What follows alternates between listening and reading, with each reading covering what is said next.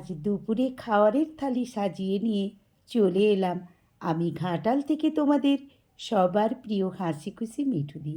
অনেক দিন তোমাদের সাথে দুপুরের খাওয়ারের থালি শেয়ার করিনি, আজ ভাবলাম একটু করে নিই। এই যে দেখো, ভাতের সাথে গয়না বড়ি ভেজেছি।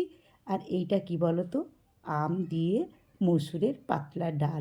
এই আম ডালটা না একটু পাতলা পাতলাই ভালো লাগে, খুব মোটা হলে ভালো লাগে না। আলু পটল সজনে ডাঁটা দিয়ে একটা তরকারি করে নিয়েছি, আমার নিজের গাছের নরম নরম সজনে ডাঁটা। আর এইদিকে রুই মাছকে সর্ষে দিয়ে টমেটো দিয়ে পেঁয়াজ দিয়ে একটুখানি ঝাল করে নিয়েছি, শুকনো শুকনো। রুনা অনেক টমেটো দিয়ে গিয়েছিল, তাই একটু ভাবলাম চাটনিও করে নিই, একটু মিষ্টি মিষ্টি চাটনি একটু করে নিয়েছি।